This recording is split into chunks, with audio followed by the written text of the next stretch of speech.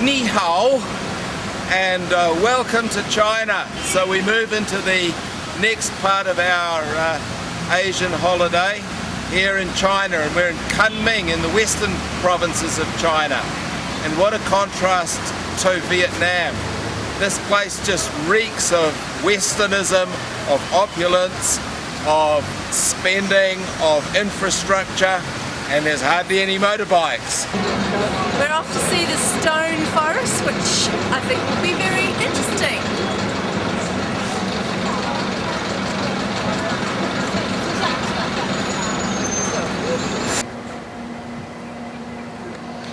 The columns in the stone forest are made of limestone, and there is just acres and acres of them going on in the Yunnan province all over the place. We're going to climb up to the highest point so we can see the whole of the stone forest. And now you can see why it's called a stone forest.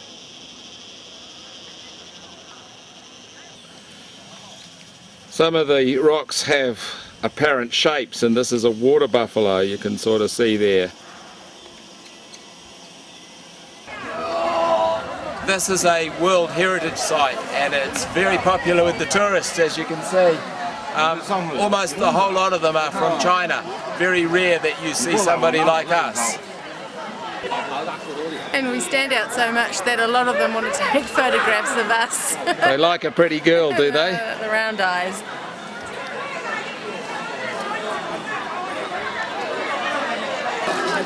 And I'll show you my proficiency in reading Chinese. Those words there mean stone forest.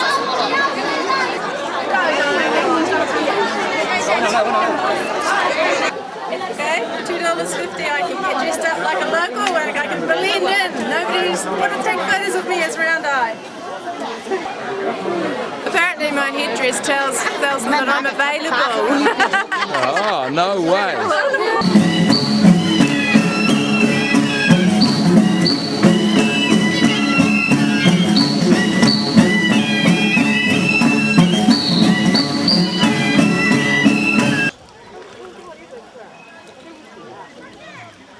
That one over there is supposed to look like a lotus.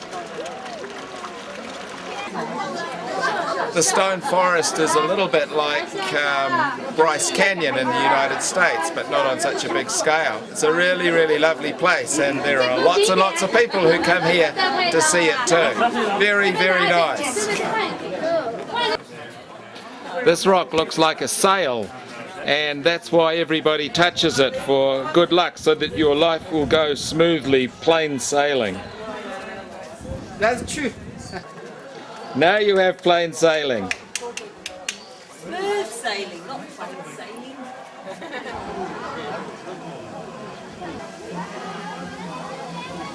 The rocks were pushed up from under the sea and then worn down by the forces of erosion, creating these great pillars. We're at Guilin, which is a beautiful place, about an hour and a half's flight from where we've come from. And we've just climbed 1,000. Yeah, Kunming. We've just climbed 1,000 steps to get up here, and it's the most amazing views. You have the Li River down here and these beautiful mountain formations which just encase the whole of this beautiful, beautiful city. We're going to be going on a 4-hour cruise on the Li River tomorrow, so that should be pretty special.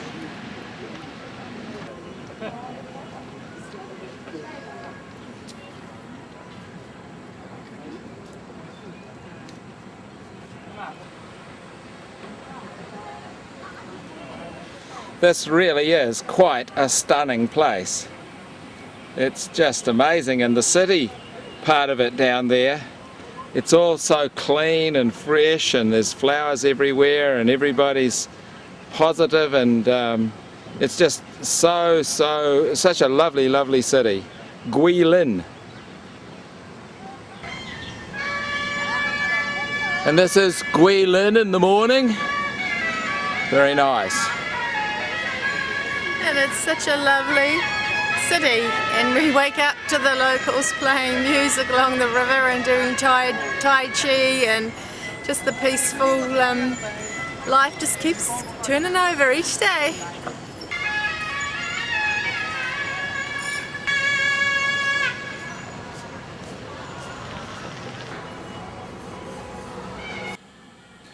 Well, I'm dressed properly, and I'm considering having a foot massage because that's one of the features of this kind of part of the world. So maybe I'll look at the Foot Walks World Foot Department Massage Hall. And it says, this is to advertise it, comes here, is pleasantly surprised you. In here, enjoys underfoot, goes out here, is happy you. This shop is the Classical Palace, is a body-foot department massage. The massage for you under complete foot life. And I see here one of the things on offer is pinches the foot for 60 minutes. 60 minutes of pinches the foot. So I think I'll go and have a foot massage. Hey, no pinching. No pinching, you horror. Ouch, ouch. Ouch. All better. And now we're going for a cruise on the Li River, and it's a 4-hour cruise, and we're going to be passing through yet another World Heritage Site. This should be good. Well, we're off. This should be a really lovely experience with the beautiful mountains beside the river. Beautiful clear water. And the beautiful clear water, yes. Straight away, here come the traders. Hello! Hello! Got the grappling hooks out. There are little villages alongside the river. And this is Crown Mountain with its cave.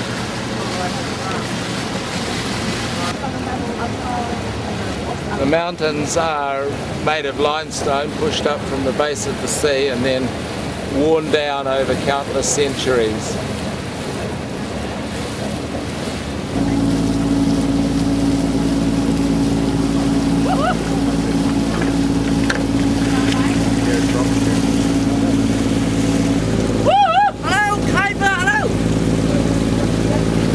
Want to buy a nice hat? Very nice hat.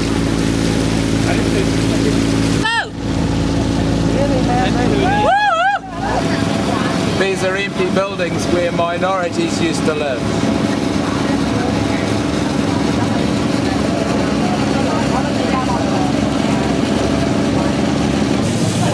The Li River is 437 kilometres long. We're only going to do about 85. We're travelling down to Yangshuo, and you get this kind of scenery all the way. Really is quite fantastic.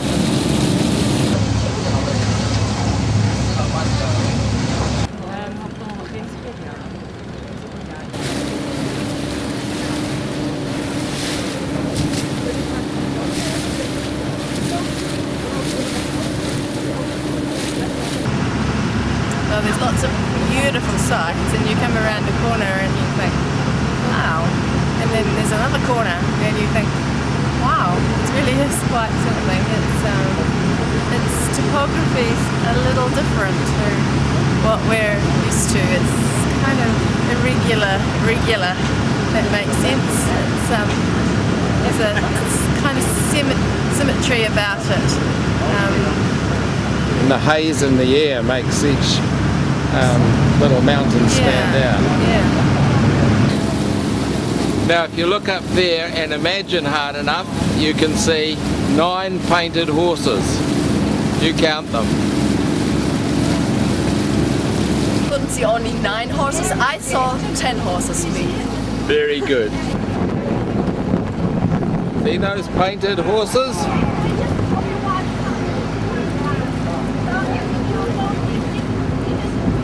Very famous here. There you go, on the 20 Xi'an. Beautiful. At least I can still afford 20. And here we are in Yangshuo Township, the end of our cruise on the Li River. Pretty special.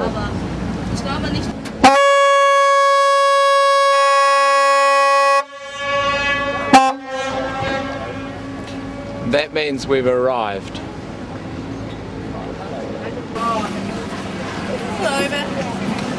Very nice.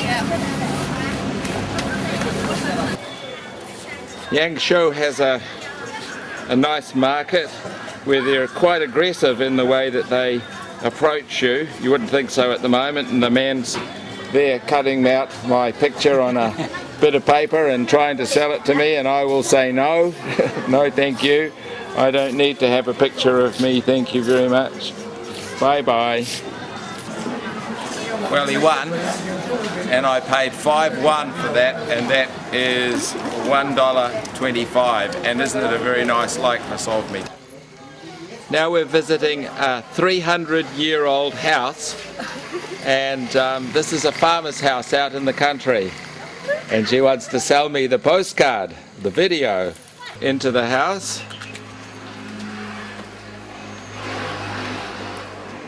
And here is the kitchen. Pretty basic kitchen. There's the fire and the smoke goes out there. Now we're in the lounge and there's Chairman Mao. A nice little lounge and 2 bedrooms. They have a TV. And here's a little courtyard out the back. They get their water from a well. Put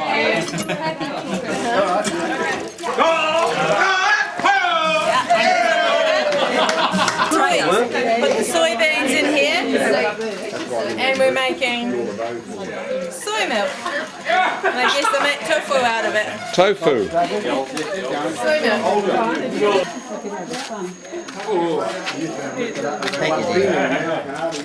Wrong. Oh, my back.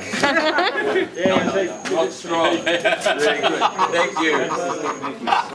And this is where they eat their food, and they have wine made out of snakes and centipedes. Then out the back is the toilet. This is all 300 years old here. There's bees up there.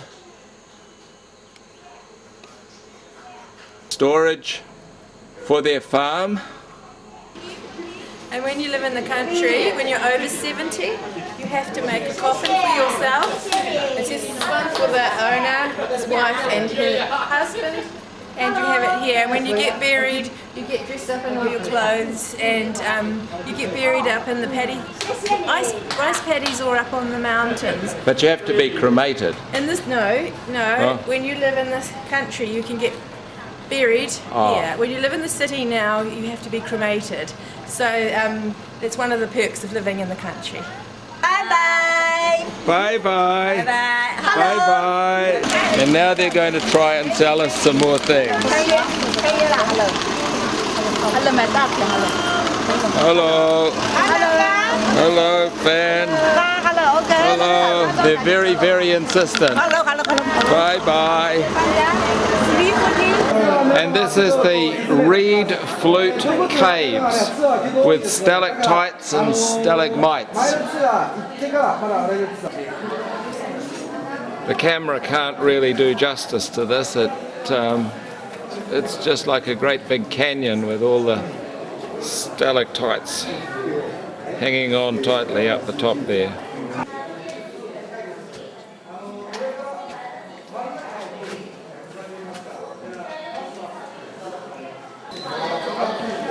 This place is like a cross between the Waitomo Caves in New Zealand and E.T., the terrestrial at Universal Studios. The stalactites hold on tight to the roof, and that might fall on the stalagmites on the ground. That's how you remember which is which.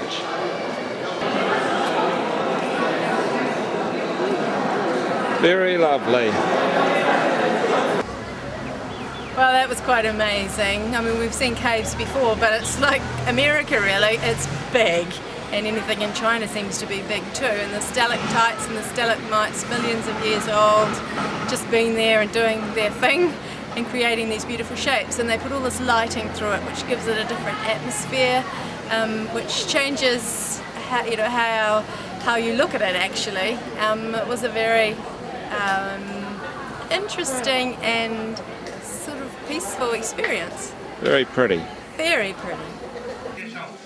Now we're going to go for a walk down an old-time Asian village. This is absolutely how it has been for countless hundreds of years. So we're way out in the country now, and just show you how people live in the countryside of China. All the houses have this red thing, these red statements in front of the house.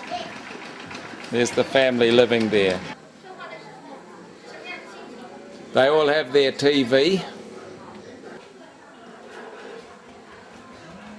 There's the local bus. Animals live inside. He's in the old communist uniform.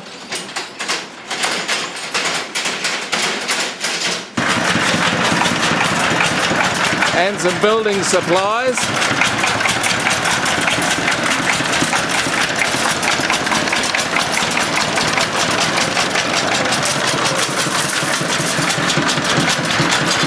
And the grandparents look after the grandchildren. Oh, this is amazing to be able to come to a place like this, which is so untouched really by the Western world, and just to see how it was. Wow, just doing their thing. There's the washing. Sounds like there's a bunch of teenagers in there. And it's all set in this idyllic rural countryside with the mountains in the background. And some of the local wild stock, a herd of water buffalo. They sure know how to grow crops, not just rice, all sorts of crops.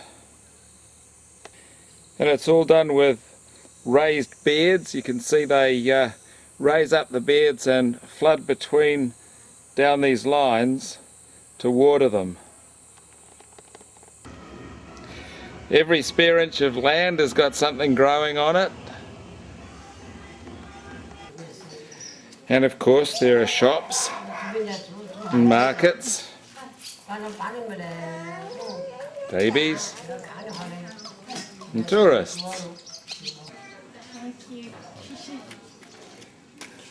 Very nice. A friend. In some ways this is what I wanted to see in China.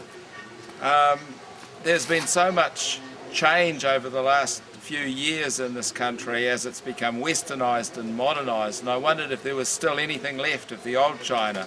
And here we are in an old village that's been like this for hundreds and hundreds of years, and it won't have changed.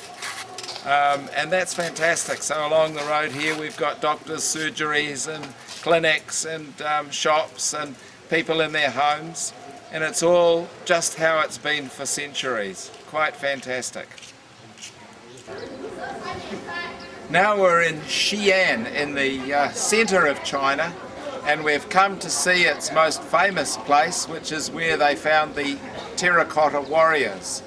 Emperor Yinzheng, way back 2,200 years ago, unified China, and in the last part of his life he started to build a great big tomb for himself. Now he died when he was 39, just before the tomb was filled, and he put, just before it was completed, and he put all these warriors in there to protect himself.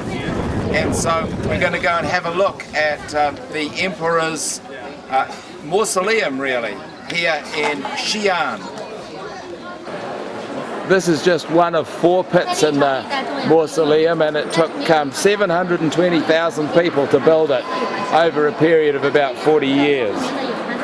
Now this is one of they call it the 8th wonder of the world, and of course it's a UNESCO heritage site. This is the biggest pit, and it is 230 metres long and 62 metres wide. And you can see some of the warriors here are still intact, but over there are ones that got damaged by succeeding warriors that came in here to ruin the tomb. All the different warriors have different headdress according to what they are. Now if they're an infantryman or a horseman or a general or a bone carrier, all that is reflected in the different kind of headgear that they have on.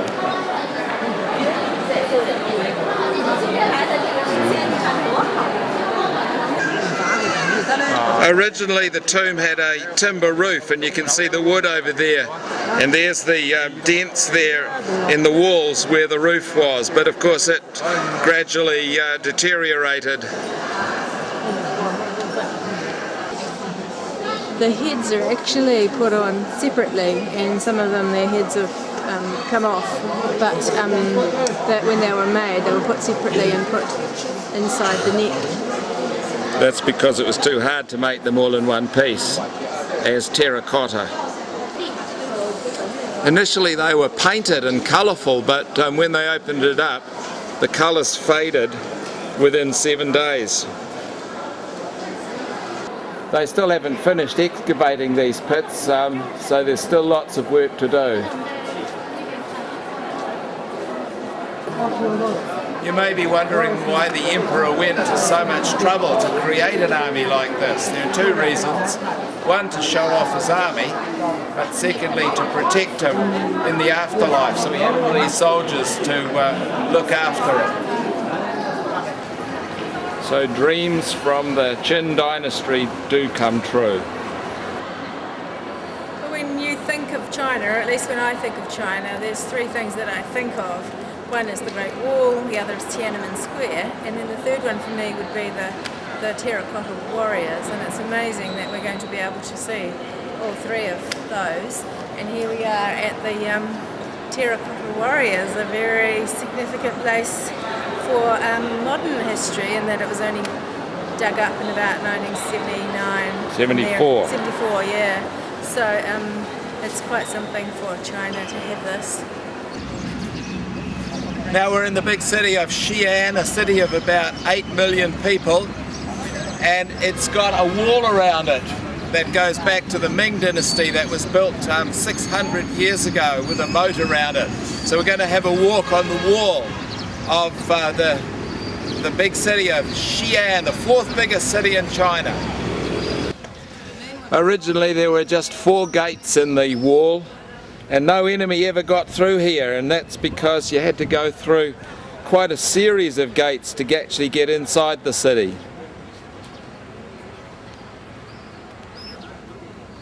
But these days Wendy Woo tour buses, they can get in halfway anyway. The wall is 60 metres wide, and this is the inner city here with older buildings. And down there's the moat, and there's the new city, and everywhere you look there are these monstrous great buildings that they have built or are already built, if you can see them through the haze. There is so much spending going on in this place, it's incredible. And every now and then they have a big temple or a central point. And here's one of the newer walls in the city. The wall is 13.6 kilometres long, so there she goes. Keep going, don't fall off whatever you do. Start, yeah, nice. Hard. Okay. Thank you. Well, there's no suspension. There's a very hard seat and lots of potholes. And I think the backside's going to know all about it at the end of our hour and a half. It's fun though.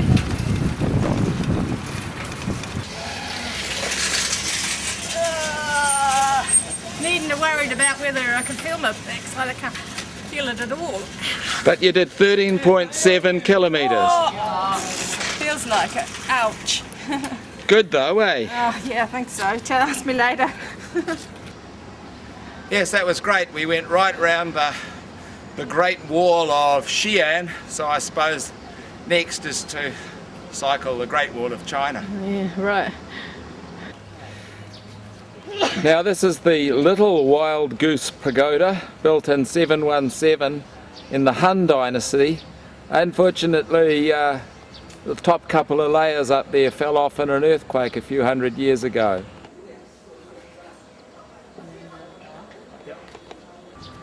And if we were feeling energetic, we can walk up inside there, but that's not likely right now. You could climb right up to the top. Yeah, go and do some Tai Chi.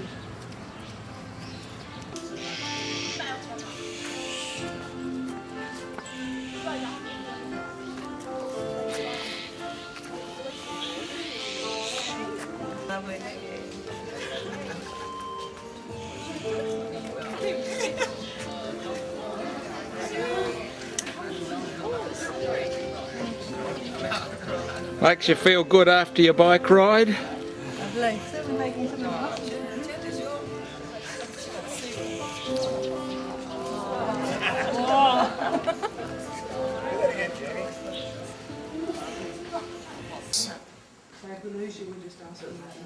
Ross.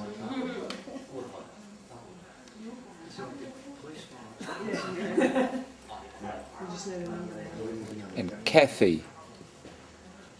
And a little heart.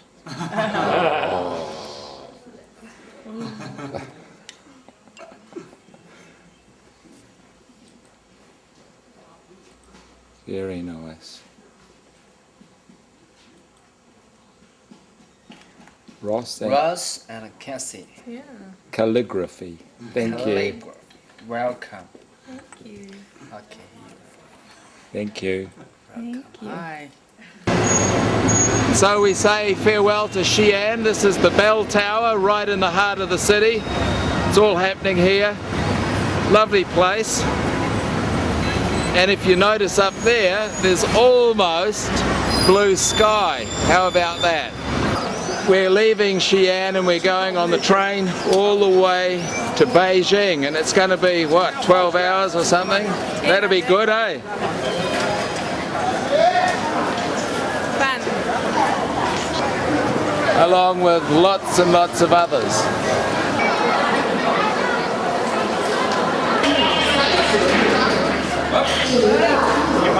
We're in carriage 1. And welcome to the Beijing Express. First Class Express. This is the accommodation that we have. On my right, you will see we have 2 beds, and on this side, 2 beds. Plenty of room for everybody. We are provided with our own little false flower and empty container for water. Our own sticky little slippers. Cute. Yeah, cute. Welcome to Beijing. After a pretty rough night, we made it. Yeah, there's a city out there somewhere. We're going to go and see it. Yes, welcome to Beijing, the capital of China, and a massive city of 18 million people. When we arrived here, we were pretty shot after our train journey, but a quick trip to the zoo to see the pandas, and then a bit of refreshment, and now here we are at the Summer Palace. This was built in 1750 on by the emperor for the final Qing dynasty. It was later taken over by the Empress Sushi, or the Dragon Lady. And this is a massive great park which the emperor or the empress used to come here to have their summer holidays. So we're going to have a look around the summer palace. This is the Hall of Health and Happiness where the Emperor Sushi used to live, and she was such a waster that she used to have 180 courses for every meal, and this stone is called the Stone of Wasting Money, and that's why the Chinese people didn't really like her. This is the largest stone decoration in any Chinese garden anywhere. This is a corridor that goes for 750 meters down there, and it's like the longest art gallery in the world because all the way there are beautiful paintings.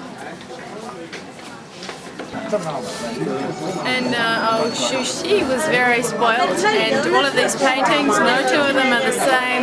She has every window and her little passageway has a different shape, so she doesn't get bored. And she doesn't walk the 700 metres, she goes on a sedan chair. In fact, she never walks anywhere. Go Empress Sushi. Yeah.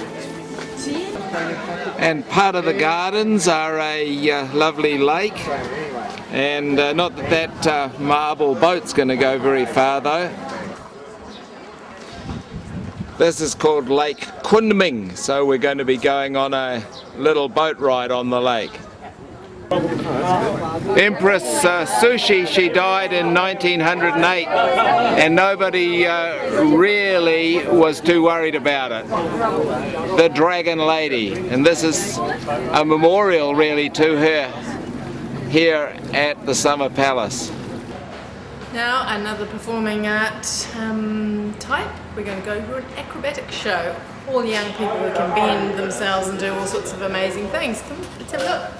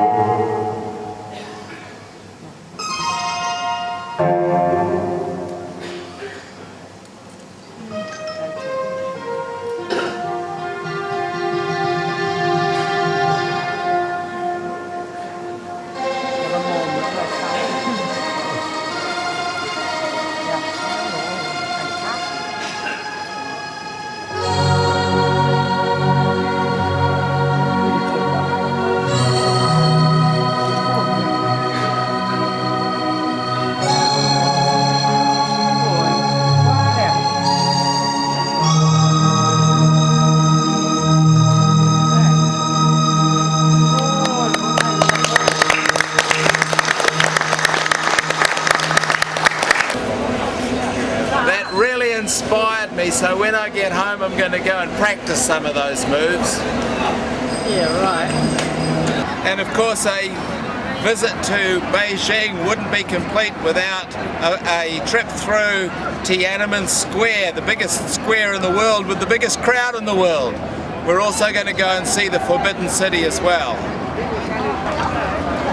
Be pretty easy to get lost in here and amongst all the millions of people. And over there is the People's Hall, sort of like the government house for China, with all its red flags. And over there's the Heavenly Gate, where Chairman Mao proclaimed the People's Republic of China on October the 1st, 1949, a very important place for China. Well, Tiananmen Square is what we thought it would be. It's big and there's lots of people. A nice breeze stopped the heat from being overbearing. Our version of what went on in 1989 is very sanitised. All of the protesters were given duck soup and no one was hurt, and everything is fine. So that's the story we were given. A little different to what we saw. No mention of tanks or anything like that, or anybody being hurt. China has changed a lot since Chairman Mao proclaimed the People's Republic in 1949. They went through all sorts of reforms, and then the Cultural Revolution, and poor old Chairman Mao, he'd turn in his grave if he knew what had happened since he died in 1976. This place has become incredibly westernised and modern, and a great lot of freedoms to everybody. It doesn't really feel like a communist country. It's a privilege to be here, and go Chairman Mao. And this is Chairman Mao's tomb, where he is today, and you have to queue for 2.5 hours to get in to see him. So unfortunately, we'll be not doing that. There you go, power to the people.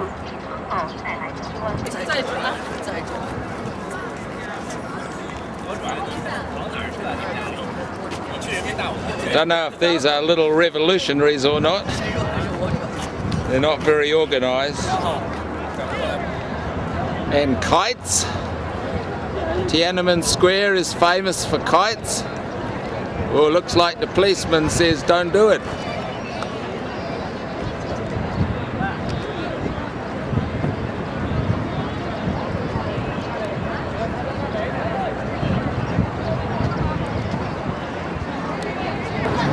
Now we're going to go into the Forbidden City. It was the Emperor's Palace for the Ming and the Qing dynasties, and was built in the year 1407. We're going into the Forbidden City via the Royal Gate, which was the one that only the Emperor could go through, or his wife on her wedding day, and that was it, so we're going in there. Very appropriate.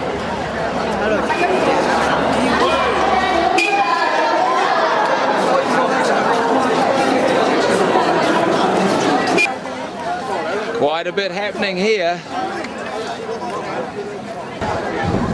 Over the years, 24 emperors lived here, until in 1911 the revolution occurred, and there were no more dynasties. There are 9,999 buildings in the Forbidden City. And there are people everywhere enjoying all these buildings. Even Aussies. Even Aussies. The tiles in all of the buildings are gold colour, signifying royalty. Oh, the breeze is nice. It keeps the temperature down, but it does make your hat want to fly off. It's amazing. Did you know that there was 9,999.5 rooms here? Buildings. Buildings, is it? Yeah. And 150 concubines to look after it. How about that? For each emperor. Yeah. Keep them busy. Now this is the most important building in the complex. It's the Hall of Supreme Harmony, where a lot of the king's actions take place, or the emperor's actions. The floor surrounding the hall is made of 10 layers of bricks down there, so that enemies couldn't burrow in and get at the emperor. And that's real gold there. Maybe the enemies were after the gold too, not the emperor. This is just the public part of the Forbidden City, not where the actual emperors used to live in their homes. There must be hundreds of thousands of people here today, and then when you want to go and see something up close, you have to push your way in, and otherwise you get elbowed by people and they shove you and they push you aside and they want to take their photo. You really have to be quite aggressive. This is one of the Emperor's throne rooms. Here's another one. This place really is enormous. You just go from one building to the next and they go on and on and on and on. Now we've finally come into the living quarters for the emperors, and this is the front chamber of their house. Strangely, their living quarters are called the Hall of Mental Cultivation, and this is where they lived. And these are the bedrooms, including the rooms for the concubines. So there has to be lots and lots of rooms in the bedroom suite. And close to the living quarters are the imperial gardens where they could come and relax. The amazing thing about the Forbidden City is that now it is so public, and in the past it was only very special people who were allowed to come to it, and now you come here and you're hassled and pushed around and bumped around, but it's a significant place and historically, and it's wonderful to come. Yes, the enduring memories are of the size of the place and the number of people. These emperors wouldn't have had it like this. Now we're at the Temple of Heaven, which is where the emperors used to come and worship. And the whole complex here is much, much bigger than the Forbidden City. And over there they used to pray for a good harvest. And it's a very, very ornate building, very beautiful. You can see what I mean by ornate.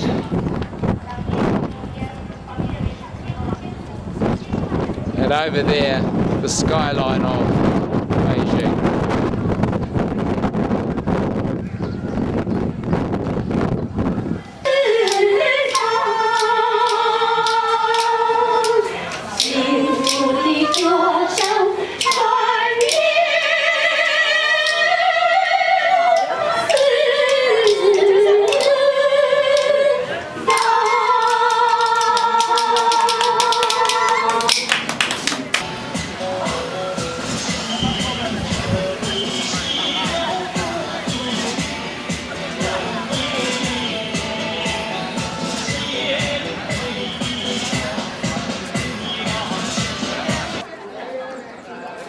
Chairman Mao said that you aren't a hero of China until you've climbed the Great Wall. So that's what we're going to do. Today we're going to become heroes of China, because here we are on the Great Wall. The wall snakes right across China.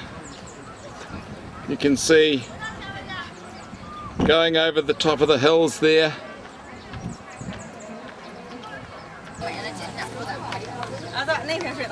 And it's pretty steep. Lots and lots of steps. Not only is it very steep, but the actual steps are big ones, so it's sort of up and up kind of thing. It's going to be a long way up. Old people can't climb very far, so they sit down and have a rest.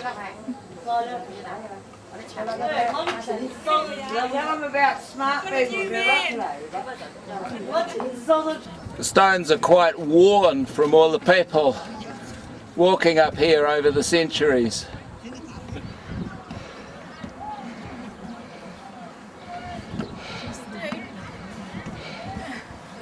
One foot after the other, that's the way to do it. Yeah. Well, I think it's up there with Ed Hillary, really. The air must be thin. Oh, that's your story. It's a long way up, big tall steps. Woo. And now you've done about 1/millionth of the Great Wall of China. Right. But look at it over there, it goes on and on and on. Everywhere. And that's where we've come on this little wee bit. And just for your information, speaking cell phone is strictly prohibited when thunderstorm, and heart cerebral disease sufferer ascend the Great Wall to please watch for.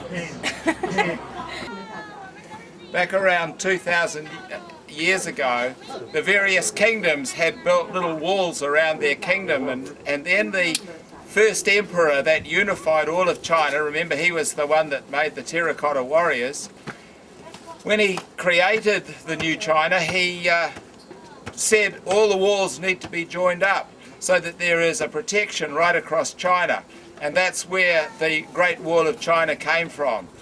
From that time on, it was used to protect the Silk Road and to keep invaders out, and it's pretty effective because it goes from one side of China to the other. It's quite an amazing feat. Millions and millions of people were involved in creating the wall, and it still stands today, a testament to their engineering and all their hard work. Pretty impressive, eh? Every now and then there's one of these towers so that they can look out over the countryside and ward off the marauders, and lots of steps.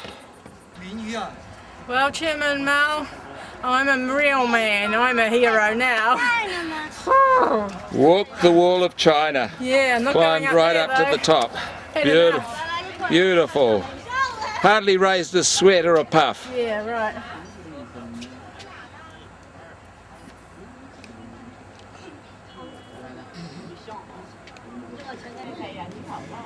They reckon that going down's worse than coming up, so we're going to test that theory now. Some of it's incredibly steep, and the rocks are this deep in the steps.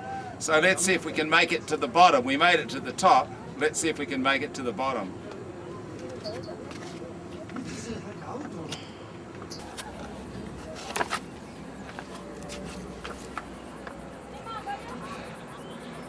But the view's pretty good though. One small step for man, one giant step for womankind. For Chairman Mao. Go, Chairman Mao.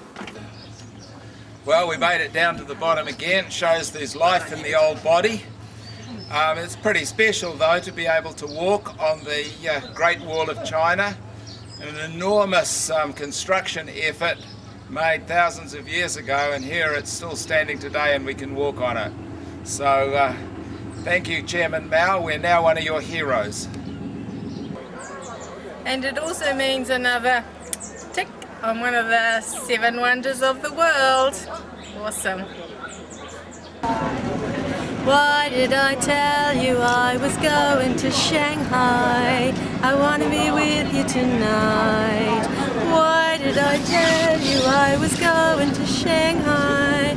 I'm allergic to rice. Well, actually, why I come is look at that skyline. It is amazing. Beautiful place.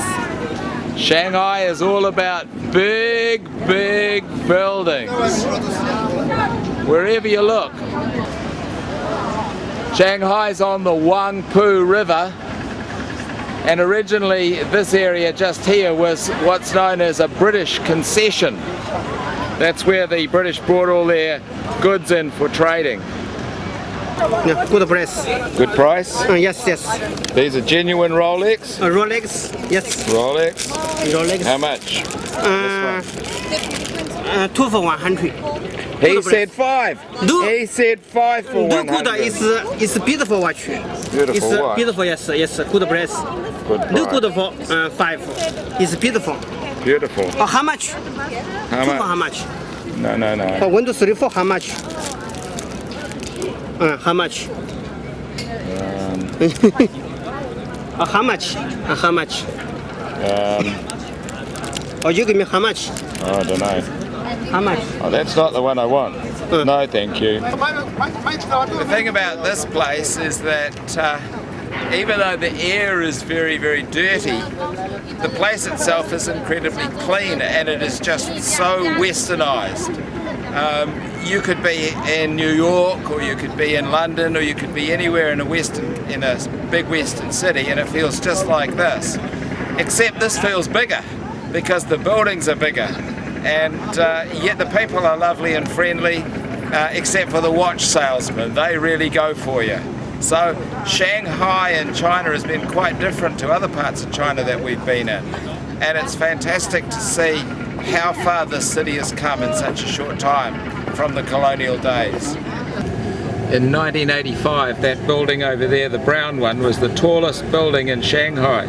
So you can see how much development has gone on since then with these kind of jokers.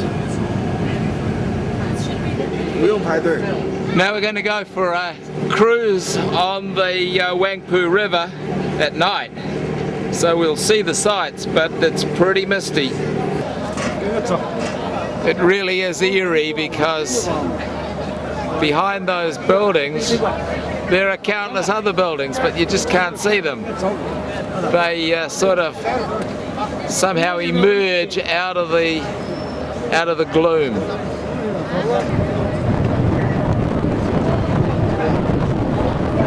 Some pretty impressive buildings, eh?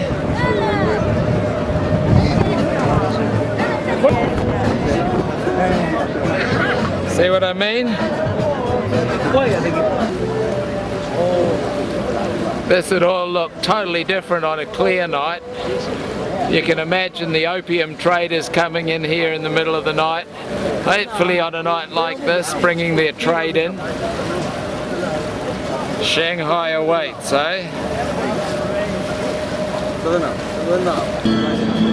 Well, we've been on a few night cruises before, but this one is actually quite spectacular, quite different because of the mist. And it's not as busy as Hong Kong, but it's got a serenity about it that is quite endearing. Shanghai at night. Yeah. And China wouldn't be China without some fireworks, eh?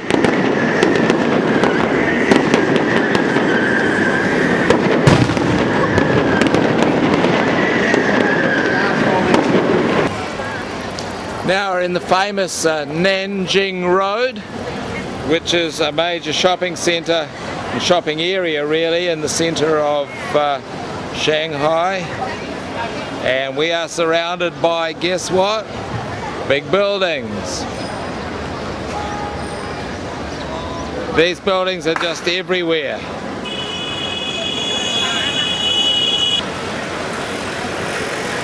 And of course, people everywhere. This place is far more westernized than anywhere else that we've been in China. It could be any city anywhere. In 2010, the World Expo is going to be here, and there's lots and lots of building going on, and there's the symbol of the Expo.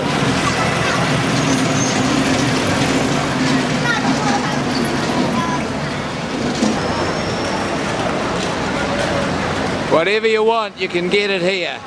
It's a shopper's paradise. It's quite interesting here because it's a mixture of ancient and modern, with the bicycles and cars, very fancy cars, and then the very poor, and then these electric bikes which just about knock you over because you can't hear them coming, and the very poor and the very rich mixed together, people with their heads in rubbish bins, and people buying the very best. It's quite amazing, quite challenging really. Now we're in the Yew Gardens, which are one of the most famous gardens in China. A garden isn't quite what we expect, but there are trees and things in it. No grass. It was built in 1559 in the Ming dynasty.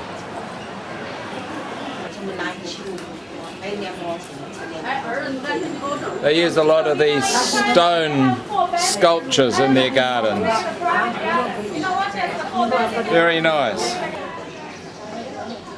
And of course, water.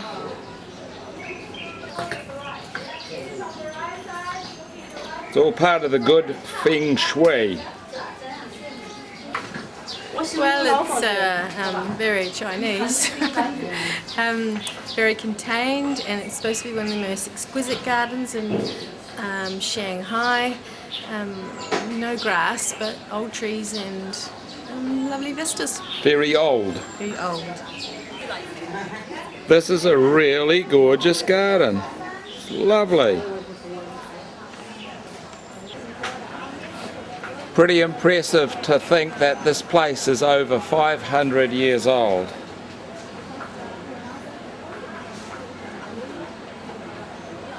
And tourists are still being photographed here today. Oh yeah. And you come out of the gardens and this is what you hit.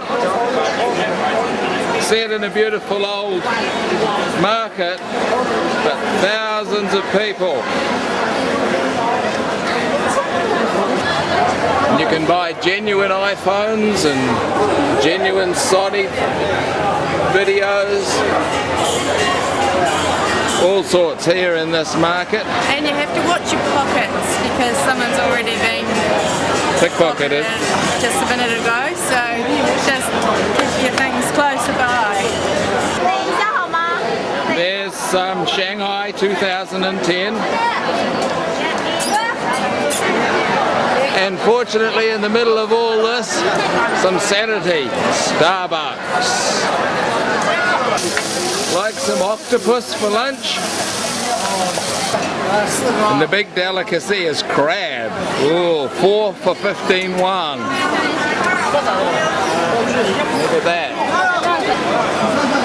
And by the looks of the number of people eating them and the testimony of those we've asked, it's very, very delicious. But we're going for another lunch now, so I can't face eating one of those. But one of those crabs? Yeah, if I wasn't going to be fed in about 5 minutes yet again, I'd buy one.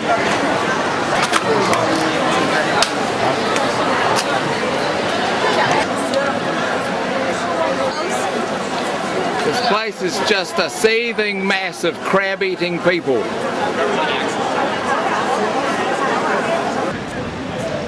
Well, it's over now, and we've finished our time in China. It's been wonderful to come to this great big bustling city of Shanghai, where they've tried very hard to make it pretty, and they have lots of parks, dirty air, but lots of parks. The highlights for me have been in the countryside and seeing the old China, which is rapidly disappearing, and also seeing the effects of policies on people. We hear about forced abortions and we hear about the one-child policy, and hearing first-hand from somebody how it affected her and her parents, and how her mother lost her job because she got pregnant, and that is in our lifetime, and those kind of things are what you take inside you, and the things that you remember are the beauty of this place, which is quite stunning.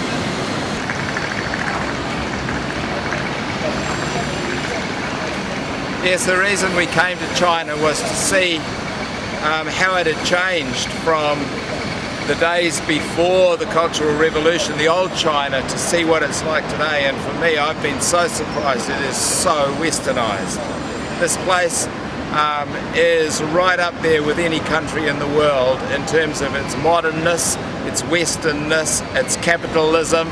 Poor old Chairman Mao, he would be turning in his grave if he knew what was going on here now. But the people are happy, the place is clean, the air's a bit dirty, the buildings are big, the population is big, and they sure know how to cultivate their countryside. We've also seen fantastic scenery, especially around Guilin and Yangshuo. We've seen lots of history too. It's demystified the history for me, and I'm really, really glad that I came here. We enjoyed Vietnam, but I've also enjoyed China as well. This is a very modern country, and you can certainly see it leading the world in days to come.